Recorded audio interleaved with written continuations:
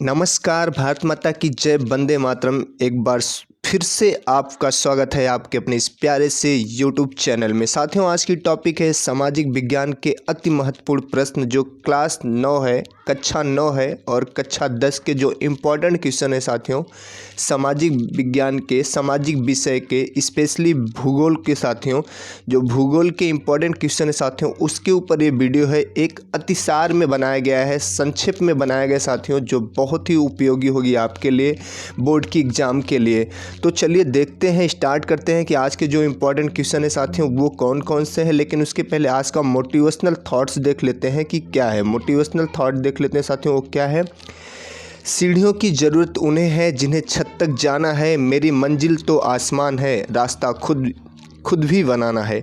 ठीक है साथियों, हमारी सीढ़ियों की ज़रूरत उन्हें होती है जिन्हें केवल छत तक जाना होता है, लेकिन मेरी मंजिल तो आसमान है और मुझे रास्ता खुद ही बनाना है। तो चलिए साथियों, आगाज़ करते हैं, स्टार्ट करते हैं और देखते हैं कि आज के इम्पॉर्टेंट जो सामाजिक विज्ञान के इम्पॉर्टेंट क्वेश्चन है वो कौन कौन से हैं। तो पहला क्वेश्चन आपकी आंखों के सामने है। पहला क्वेश्चन है कि भारत का क्षेत्रफल विश्व के कुल भौगोलिक क्षेत्रफल का कितना प्रतिशत है। पूरे विश्व के क्षेत्रफल का, भौगोलिक क्षेत्र का भारत का क्षेत्रफल कितना प्रतिशत है। 4 ऑप्शन आपकी आंखों के सामने दिए गए हैं।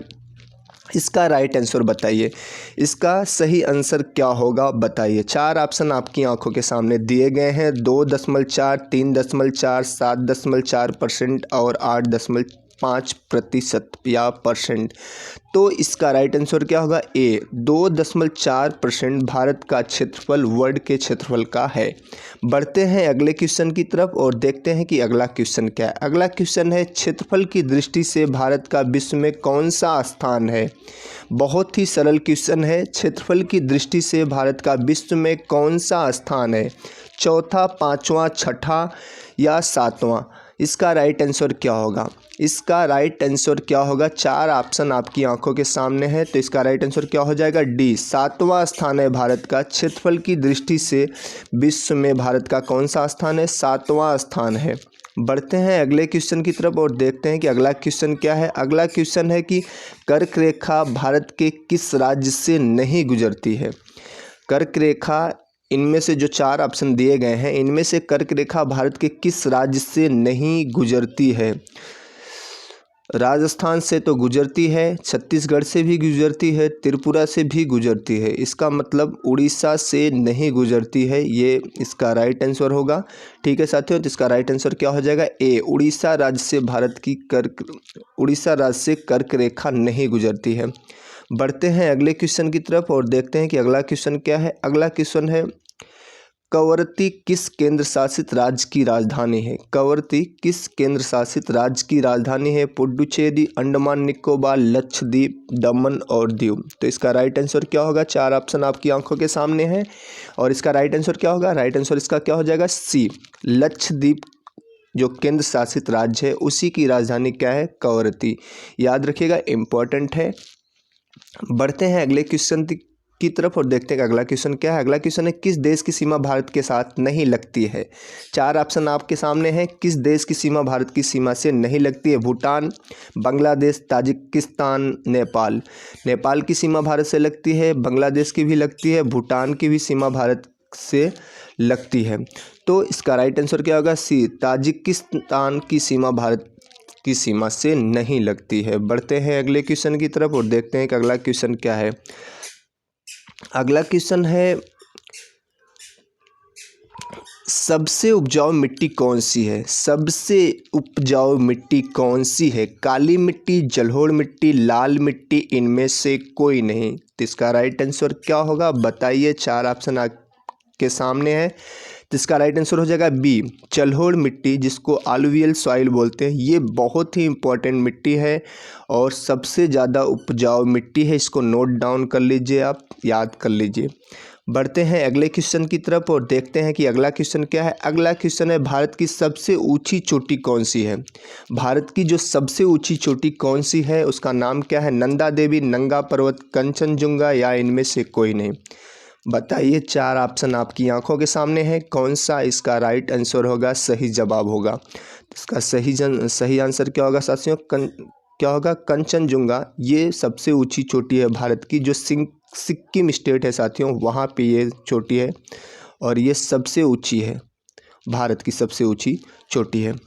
बढ़ते हैं अगले क्वेश्चन की तरफ और देखते हैं कि अगला क्वेश्चन क्या है। अगला क्वेश्चन है साथियों, दोआब का अर्थ है। दोआब का क्या अर्थ होता है? दो नदियों के बीच का भाग, दो तालाबों के बीच का भाग, दो पर्वतों के बीच का भाग, या इनमें से कोई नहीं।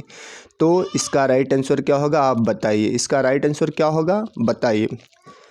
4 ऑप्शन आपकी आंखों के सामने है। इसका राइट आंसर क्या हो जाएगा साथियों, ये ए।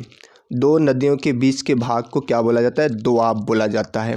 बढ़ते हैं अगले क्वेश्चन की तरफ और देखते हैं कि अगला क्वेश्चन क्या है। अगला क्वेश्चन है, चिल्का झील भारत के किस राज्य में स्थित है? बहुत ही इंपॉर्टेंट है साथियों, एग्जाम की दृष्टि से, कम्पिटिटिव एग्जाम की दृष्टि से और बोर्ड की एग्जाम की दृष्टि से भी बहुत इंपॉर्टेंट है। मध्य प्रदेश, महाराष्ट्र, उड़ीसा या पश्चिम बंगाल? तो इसका राइट आंसर क्या होगा, आप बताइए। आप बताइए इसका राइट आंसर क्या होगा। तो इसका राइट आंसर होगा सी साथियों, उड़ीसा राज्य में चिल्का लेक है साथियों, चिल्का झील है, जो बहुत ही इंपॉर्टेंट है। बढ़ते हैं अगले क्वेश्चन की तरफ और देखते हैं कि अगला क्वेश्चन क्या है। अगला क्वेश्चन है, एक स्थलीय भाग जो 3 ओर समुद्र से घिरा हो उसे क्या कहते हैं? एक स्थलीय भाग जो 3 ओर समुद्र से घिरा हो उसे क्या कहते हैं? जैसे भारत का साउथ इंडिया जो पार्ट हो गया साथियों, 3 तरफ समुद्र से घिरा रहता है, तो इस वाले भाग को क्या बोलेंगे? इस वाले भाग को क्या बोलेंगे? तट बोलेंगे, द्वीप बोलेंगे, प्रायद्वीप बोलेंगे, या इनमें से कोई नहीं? तो इसका राइट आंसर क्या हो जाएगा, सी, प्रायद्वीप बोलते हैं इसको। जो 3 तरफ समुद्र से घिरा हो साथियों, उसको क्या बोला जाता है, प्रायद्वीप। बढ़ते हैं अगले क्वेश्चन की तरफ और देखते हैं कि अगला क्वेश्चन क्या है। अगला क्वेश्चन है, गोवा के दक्षिण भाग में स्थित पश्चिम तटीय पट्टी को क्या कहते हैं? गोवा के दक्षिण भाग में स्थित पश्चिम तटीय पट्टी को क्या कहते हैं? कोरोमंडल, कोंकण, कन्नड़, इनमें से कोई नहीं। 4 ऑप्शन आपकी आंखों के सामने है, आप बताइए। अपने अनुभव का प्रयोग करिए, अपने ज्ञान का प्रयोग करिए और कौन सा राइट आंसर होगा बताइए। थोड़ा सा टफ क्वेश्चन जरूर है लेकिन बहुत ही इंपॉर्टेंट है। क्या कहते हैं, कोरोमंडल, कोंकण, कन्नड़, या इनमें से कोई नहीं? तो इसका राइट आंसर क्या हो जाएगा साथियों, गोवा के दक्षिण भाग में स्थित पश्चिमी तट को क्या बोला जाता है, कोंकण बोला जाता है। क्या बोला जाता है, कोंकण। तो इसका राइट आंसर या सही जवाब क्या हो जाएगा, ऑप्शन बी। बढ़ते हैं अगले क्वेश्चन की तरफ और देखते हैं कि अगला क्वेश्चन क्या है। अगला क्वेश्चन है साथियों, पूर्वी घाट का सर्वोच्च शिखर है। पूर्वी घाट का सर्वोच्च शिखर कौन सा है? अनायमुडी, महेंद्रगिरी, कंचनजुंगा, खासी। 4 ऑप्शन आपकी आंखों के सामने है। सही आंसर क्या होगा, आप बताइए। आप बताइए क्या होगा सही आंसर। तो इसका सही आंसर क्या होगा साथियों, महेंद्रगिरी। ये पूर्वी घाट की सबसे ऊंची चोटी है, सबसे ऊंचा शिखर है। बढ़ते हैं अगले क्वेश्चन की तरफ तो देखते हैं कि अगला क्वेश्चन क्या है। अगला क्वेश्चन है, विश्व की सबसे बड़ी नदी कौन सी है? विश्व की सबसे बड़ी नदी कौन सी है? 4 ऑप्शन है साथियों, नील, अमेजन, ब्रह्मपुत्र और इनमें से कोई नहीं। तो इसका राइट आंसर क्या हो जाएगा, इसका राइट आंसर होगा बी साथियों। सबसे बड़ी की बात करें तो अमेजन, सबसे बड़ी नदी की बात करें तो अमेजन, और सबसे लंबी की बात करें साथियों तो क्या हो जाएगी, नील नदी हो जाएगी। लंबी में नील हो जाएगी साथियों और बड़ी में अमेजन हो जाएगी। ठीक है, चलिए बढ़ते हैं अगले क्वेश्चन की तरफ और देखते हैं कि अगला क्वेश्चन क्या है। अगला क्वेश्चन है साथियों, सिंधु जल समझौता कब हुआ था? सिंधु जो नदी है साथियों, उसके ऊपर एक जल समझौता हुआ था और एक कब हुआ था? 1960, 1970, 1980, या इनमें से कोई नहीं। ये जल समझौता साथियों 1960 में हुआ था। ठीक है, और इस समझौते के अनुसार सिंधु नदी का 20% जल भारत यूज कर सकता है। ठीक है, बढ़ते हैं अगले क्वेश्चन की तरफ और देखते हैं कि अगला क्वेश्चन क्या है। अगला क्वेश्चन है साथियों, सुंदरवन डेल्टा कहाँ पर है? किस राज्य में सुंदरवन डेल्टा है? बहुत ही इंपॉर्टेंट क्वेश्चन है साथियों, किस राज्य में सुंदरवन डेल्टा है? पश्चिम बंगाल, असम, महाराष्ट्र, इनमें से कोई नहीं। सुंदरवन डेल्टा कहाँ पे है साथियों? तो इसका राइट आंसर क्या हो जाएगा, ए, पश्चिम बंगाल में सुंदरवन डेल्टा है। ठीक है, बढ़ते हैं अगले क्वेश्चन की तरफ और देखते हैं कि अगला क्वेश्चन क्या है। अगला क्वेश्चन है, ब्रह्मपुत्र को तिब्बत में किस नाम से जाना जाता है? ब्रह्मपुत्र को तिब्बत में किस नाम से जाना जाता है? जमुना, सरस्वती, सांगपो, इनमें से कोई नहीं। बहुत ही इंपॉर्टेंट क्वेश्चन है, मोस्ट इंपॉर्टेंट क्वेश्चन है, ये जान लीजिए आप। ब्रह्मपुत्र को तिब्बत में किस नाम से जाना जाता है? ठीक है, बांग्लादेश में साथियों जमुना के नाम से जाना जाता है, लेकिन तिब्बत पे पूछ रहा है तो तिब्बत में किस नाम से जाना जाता है? सांगपो, सांगपो नाम से जाना जाता है ब्रह्मपुत्र को तिब्बत में। ठीक है, बढ़ते हैं अगले क्वेश्चन की तरफ और देखते हैं कि अगला क्वेश्चन क्या है। अगला क्वेश्चन है साथियों, शिव समुद्रम जलप्रपात किस नदी पर बना है? शिव समुद्रम जलप्रपात किस नदी पे बना है? गंगा, यमुना, कावेरी या इनमें से कोई नहीं। 4 ऑप्शन है आपकी आंखों के सामने और बताइए कि इसका राइट आंसर क्या होगा। गंगा, यमुना, कावेरी या इनमें से कोई नहीं। तो इसका राइट आंसर क्या होगा साथियों? कावेरी। कावेरी नदी पे शिव समुद्रम जलप्रपात बना है साथियों, इसको याद रखिएगा, बहुत ही इम्पोर्टेंट है। बढ़ते हैं अगले क्वेश्चन की तरफ और देखते हैं कि अगला क्वेश्चन क्या है। सांभर झील कहाँ पर स्थित है? सांभर झील कहाँ पे स्थित है साथियों? यहाँ से इस झील से नमक बनाया जाता है, बहुत मात्रा में नमक इस झील के पानी से बनाया जाता है। कहाँ पे स्थित है इसको बताना है आपको। महाराष्ट्र, गुजरात, राजस्थान, कर्नाटक। बड़ा ही इंपॉर्टेंट क्वेश्चन है। तो इसका राइट आंसर क्या होगा? इसका राइट आंसर होगा सी, राजस्थान में है। सांभर झील कहाँ पे है साथियों? राजस्थान में है। ठीक है, बढ़ते हैं अगले क्वेश्चन की तरफ और देखते हैं कि अगला क्वेश्चन क्या है। अगला क्वेश्चन है, वुलर झील निम्नलिखित में से किस राज्य में स्थित है? वुलर झील निम्नलिखित में से किस राज्य में स्थित है? जम्मू कश्मीर, महाराष्ट्र, गोवा या इनमें से कोई नहीं। तो ये कौन से राज्य में स्थित है? 4 ऑप्शन है साथियों। वुलर लेक किस राज्य में स्थित है? जम्मू कश्मीर में। इसका राइट आंसर या सही आंसर हो जाएगा जम्मू कश्मीर में। बढ़ते हैं अगले क्वेश्चन की तरफ और देखते हैं कि अगला क्वेश्चन क्या है। अगला क्वेश्चन है, नर्मदा नदी का उद्गम कहाँ से है? नर्मदा नदी का उद्गम कहाँ से है? नर्मदा नदी कहाँ से निकलती है साथियों? तो इसका राइट आंसर क्या होगा? 4 ऑप्शन आपकी आंखों के सामने है। सतपुड़ा, अमरकंटक, ब्रह्मगिरी, पश्चिमी घाट के ढाल। ठीक है साथियों, ये ढाल होगा, पश्चिमी घाट के ढाल है साथियों, ये टाइपिंग मिस्टेक हो गया है थोड़ा सा। नर्मदा, अमरकंटक, ब्रह्मगिरी या पश्चिमी घाट के ढाल। तो ये कहाँ से नर्मदा नदी निकली है? ठीक है साथियों, ये मध्य प्रदेश के अमरकंटक से निकली है। इसका राइट आंसर क्या हो जाएगा? बी हो जाएगा। ठीक है, बढ़ते हैं अगले क्वेश्चन की तरफ और देखते हैं कि अगला क्वेश्चन क्या है।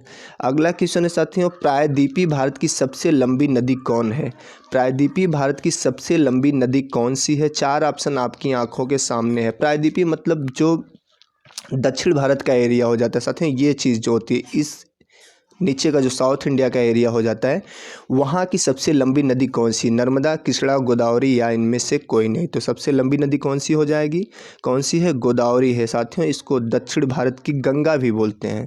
गोदावरी रिवर को दक्षिण भारत की गंगा भी बोलते हैं। बढ़ते हैं अगले क्वेश्चन की तरफ और देखते हैं कि अगला क्वेश्चन कौन सा है। विश्व में किस स्थान पर सबसे अधिक वर्षा होती है? विश्व में किस स्थान पे सबसे अधिक वर्षा होती है? सिलचर, चेरापूंजी, मासिनराम या गुवाहाटी में। तो इसका राइट आंसर क्या होगा? आप बताइए, इसका राइट आंसर क्या होगा? तो इसका राइट आंसर क्या हो जाएगा? सी, सी इसका राइट आंसर होगा। मासिनराम में सबसे ज़्यादा, विश्व में सबसे ज़्यादा वर्षा होती है। ठीक है, बढ़ते हैं अगले क्वेश्चन की तरफ और देखते हैं कि अगला क्वेश्चन क्या है। अगला क्वेश्चन है, ग्रीष्म ऋतु में उत्तरी मैदानों में बहने वाली पवन को क्या कहते हैं? ग्रीष्म ऋतु यानी गर्मी में जो उत्तरी मैदान में पवनें बहती हैं उसको क्या कहते हैं? व्यापारिक पवन, काल बैसाखी, लू या इनमें से कोई नहीं। तो इसका राइट आंसर क्या होगा? इसका राइट आंसर सी हो जाएगा। उसको लू बोला जाता है। कहते नहीं, ज़्यादा धूप में मत घूमो नहीं तो लू लग जाएगी। ठीक है, बढ़ते हैं अगले क्वेश्चन की तरफ और देखते हैं कि अगला क्वेश्चन क्या है। अगला क्वेश्चन है, भारत में मानसून का आगमन कब होता है? भारत में मानसून का आगमन कब होता है? मतलब भारत में जो मानसून आता है, बारिश लेके आता है, वो कब आता है? मई के प्रारंभ में, जून के प्रारंभ में, जुलाई के प्रारंभ में, अगस्त के प्रारंभ में। तो इसका राइट आंसर क्या हो जाएगा? बी साथियों, जून के प्रारंभ में ही आ जाता है। ठीक है, भारत में मानसून, क्योंकि महाराष्ट्र में साथियों जून में ही बारिश होने लगती है। ठीक है, बढ़ते हैं अगले क्वेश्चन की तरफ और देखते हैं कि अगला क्वेश्चन क्या होगा। अगला क्वेश्चन है, साइलेंट वैली राष्ट्रीय पार्क कहाँ पे है? साइलेंट वैली राष्ट्रीय पार्क कहाँ पे है, जिसको शांत घाटी भी बोलते हैं? क्या बोलते हैं? शांत घाटी। साइलेंट मतलब शांत, ये कहाँ पे है? तमिलनाडु, केरल, गुजरात या इनमें से कोई नहीं। तो इसका राइट आंसर क्या होगा? केरल में है। कहाँ पे है शांत वैली? केरल में है। बढ़ते हैं अगले क्वेश्चन की तरफ और देखते हैं कि अगला क्वेश्चन क्या है। भारत में जीव सुरक्षा अधिनियम कब लागू किया गया? भारत में जीव सुरक्षा अधिनियम कब लागू किया गया? 1972, 1973, 1974 या 1976? चार ऑप्शन आपकी आंखों के सामने हैं। तो इसका राइट आंसर क्या हो जाएगा? 1972 में भारत जीव सुरक्षा अधिनियम लागू किया गया। बढ़ते हैं अगले क्वेश्चन की तरफ और देखते हैं कि अगला क्वेश्चन क्या है। अगला क्वेश्चन है,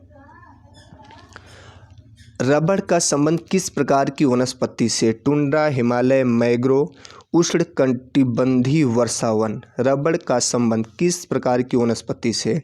टुंड्रा, हिमालय, मैंग्रोव या फिर उष्णकटिबंधीय वर्षावन? तो इसका राइट आंसर क्या हो जाएगा साथियों? डी, उष्णकटिबंधीय वर्षावन से रबड़ का संबंध है। बढ़ते हैं अगले क्वेश्चन की तरफ और देखते हैं कि अगला क्वेश्चन क्या है। अगला क्वेश्चन है साथियों, सिमलीपाल जीव मंडल निश्चय। निश्चय मतलब साथियों जो जैसे जीव जंतुओं को सुरक्षित करने का एक स्थान समझ लीजिए, ठीक है, वहाँ पे संरक्षित करके रखा जाता है, उनको बचा के रखा जाता है। कौन से राज्य में स्थित है सिमलीपाल? उत्तर प्रदेश, मध्य प्रदेश, उड़ीसा या फिर बिहार? तो कहाँ पे है साथियों सिमलीपाल? सिमलीपाल उड़ीसा में है। तो इसका राइट आंसर क्या हो जाएगा? सी। बढ़ते हैं अगले क्वेश्चन की तरफ और देखते हैं कि अगला क्वेश्चन क्या है। अगला क्वेश्चन है साथियों, सबसे अधिक लिंगानुपात भारत के किस राज्य में है? केरल, महाराष्ट्र, कर्नाटक या इनमें से कोई नहीं? सबसे अधिक लिंगानुपात किस राज्य में है? तो इसका राइट आंसर क्या हो जाएगा साथियों? केरल राज्य में सबसे अधिक लिंगानुपात है। लिंगानुपात मतलब साथियों 1000 पुरुष पे 1000 मेल पे कितनी महिलाएं होती हैं, ठीक है साथियों। तो यहाँ केरल में 1000 मेल पे लगभग 1024 फीमेल है साथियों। तो सबसे अधिक लिंगानुपात कहाँ पे है? केरल में है, ठीक है। बढ़ते हैं अगले क्वेश्चन की तरफ और देखते हैं अगला क्वेश्चन क्या है। अगला क्वेश्चन है, भारत की सबसे अधिक साक्षरता दर किस राज्य में है? भारत के किस राज्य में सबसे अधिक साक्षरता दर है? तो चार ऑप्शन हैं, बताइए कौन सा राइट आंसर होगा? उड़ीसा, तमिलनाडु, केरल या इनमें से कोई नहीं?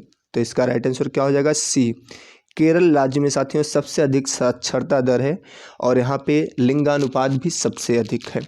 बढ़ते हैं अगले क्वेश्चन की तरफ और देखते हैं कि अगला क्वेश्चन क्या है। अगला क्वेश्चन है, 2011 की जनगणना के अनुसार देश की सबसे अधिक जनसंख्या वाला राज्य कौन सा है?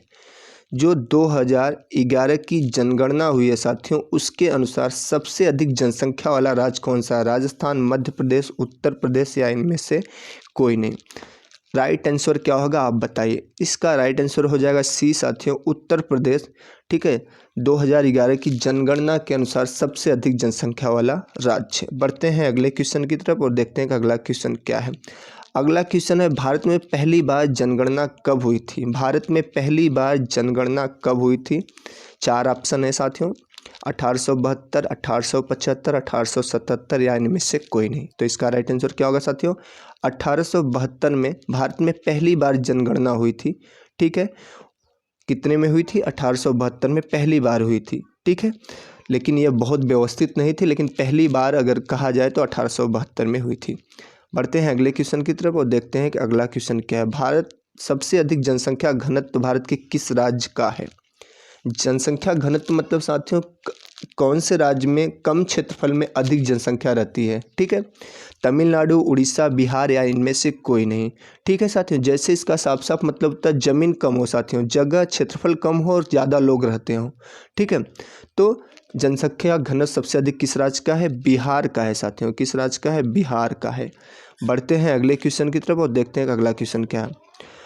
तो ये आज की वीडियो थी साथियों और इतने ही क्वेश्चन थे और बहुत ही इंपॉर्टेंट क्वेश्चन थे जो क्लास 9 थे साथियों, क्लास 10th जो बोर्ड के बच्चे हैं उनके लिए बहुत ही इंपॉर्टेंट है साथियों। अगर वीडियो अच्छा लगा हो तो लाइक कर दीजिएगा, शेयर कर दीजिएगा और अगर चैनल पे आप नए हैं तो चैनल को सब्सक्राइब कर लीजिएगा। इस चैनल के माध्यम से आपको ज़रूर हेल्प मिलेगी। तो आप मस्त रहिए, खुश रहिए और लोगों को भी खुश रहने दीजिए, ठीक है। भारत माता की जय, वंदे मातरम एंड जय हिंद साथियों।